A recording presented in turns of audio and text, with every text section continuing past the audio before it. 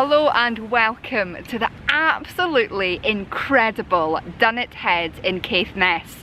Now this spot is the most northern point in mainland Britain. I've never been here before, and the reason I'm here today is, I'm sure you've guessed, there's a lighthouse here. I'm also up here because tomorrow we're meant to be going over there to the Orkney Isles, which I'm super excited about. But you'll be watching this video about a month after it was filmed, and for those of you in the UK, this right now is the weekend that COVID cases are rising dramatically, and there's potentially going to be a big meeting to decide on further restrictions in the country in a few days' time. So I'm pretty certain I'm going to make it over to Orkney tomorrow, but whether or not my trip is going to be cut short is yet to be seen.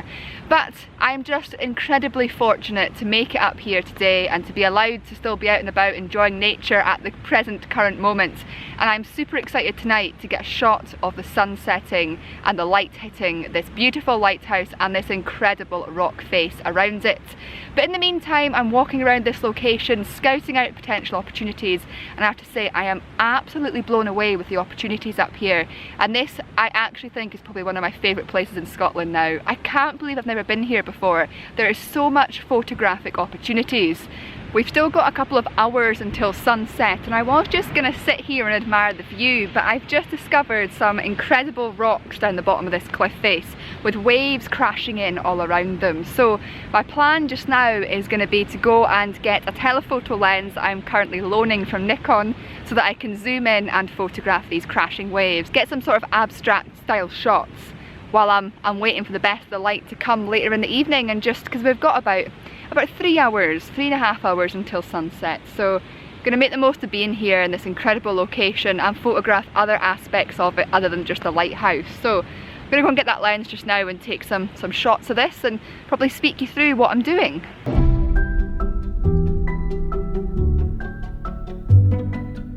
I don't know if any of you watched the video that I created the other month where I went to a coastal location in Aberdeenshire to these cliffs, and I was on top of the cliff with a lens looking down at these crashing waves between the rocks, and there was seabirds flying in the images as well. If you did, you'll know what I'm talking about, but basically I was really blown away with those images because I photographed a sort of landscape, or you could say it was wildlife in some ways, shot that I've never shot or thought about photographing before.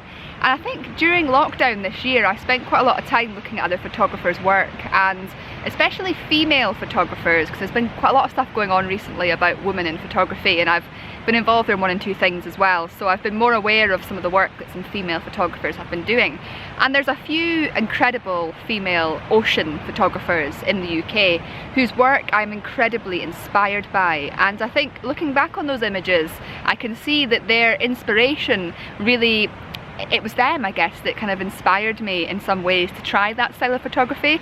And because we are still about 3 hours now until sunset, and the light that I'm hoping to get on these cliff faces and, you know, over here with the lighthouse, what I want to do is just make the most of this time. You know, at the end of the day, I'm not going to make it up here very often, so I want to make the most of it. And below me there's some really nice crashing waves going on around the rocks, and even breaking before they get to the rocks, causing some real drama and atmosphere. So I'm currently borrowing this lens here, which is a 70 to 200mm Z Nikon lens for the Nikon Z full frame cameras. I had ordered the cheaper version of this, the 25 to 200mm, but unfortunately it was out of stock, so they very kindly lent me this lens for this trip to Orkney. So I'm trying to make the most of it while I have it, as well as make the most of the fact that I've got a few hours free. So I'm going to try this style of photography again and showcase to you now the sort of images that I create, because I think it's so good if you have access to a telephoto lens, not just to zoom into the mountains and all those kind of photographs that you see quite a lot on YouTube and online, but it's also quite good to focus on things that are moving in the landscape, like crashing waves. And because I'm a really good connections with the coast, I'm a coastal girl, as all of you will probably know, this is a really good way for me to connect with the coast on a deeper level and get some interesting photographs different to the ones I've shot before. So let's see what I can capture.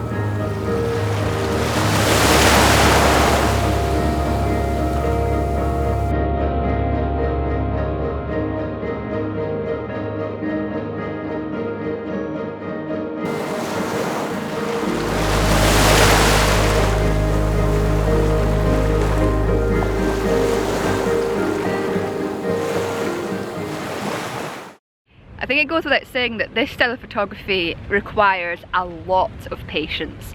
So, as I'm sure many of you will know if you spend a lot of time at the coast, that waves seem to come in a pattern. I was going to say waves come in waves, but then that doesn't really make sense. But waves come in a pattern, so you'll get a few really big crashing waves, and you'll get a lull, and you'll get some small waves, and you'll get some big ones again. And you know, it rolls in a sort of pattern.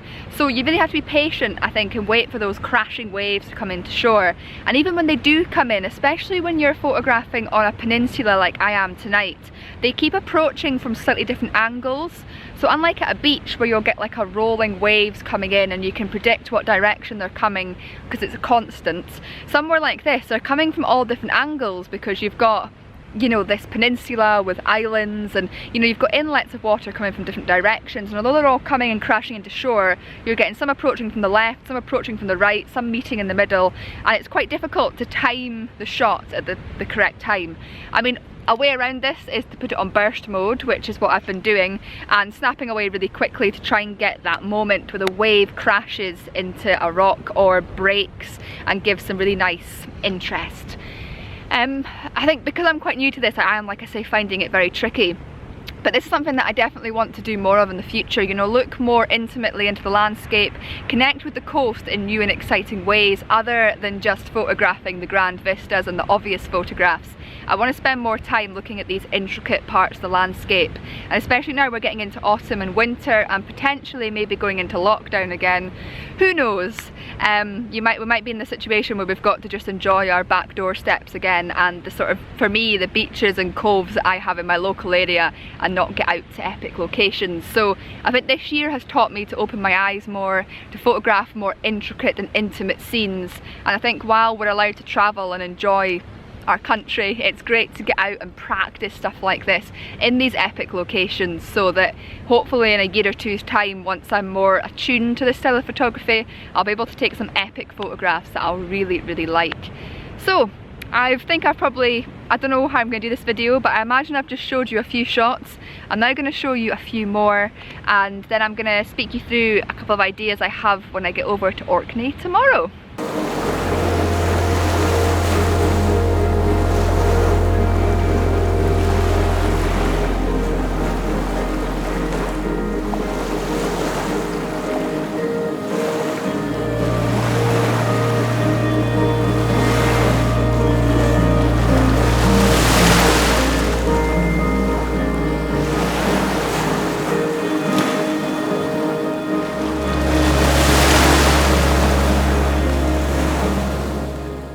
I hope you like those photographs. I hope they turned out okay. It's really difficult to actually tell in the back of the camera because you really need a big screen to sort of zoom into certain parts and potentially crop the images to get those really interesting compositions.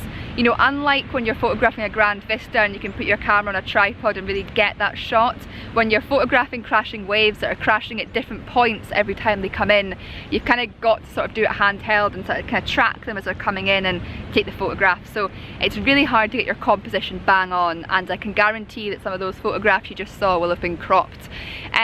So tomorrow, heading over to Orkney, fingers crossed, all going to plan. If I don't know what's happening at the current situation, current climate, but I should be in Orkney tomorrow, and the wind is meant to pick up. So today there's barely a breeze in the air. It's about 20 degrees, which for the middle of September is very rare. It's absolutely beautiful today, but the weather's all starting to change tomorrow, and I think the winds are starting to come in. I don't think I've got any like really treacherous winds while we're in Orkney, which I'm quite glad about because I've got 4 ferries to get, so I don't really want crashing seas and waves and seasickness. But for crashing wave shots, I want a little bit of wind, and I think we're going to be getting that when I'm over there. So there's probably going to be a few videos, providing my Orkney trip goes to plan, of me doing similar types of photography to this in stunning beach and cove locations and cliff tops like this one. So stay tuned for that.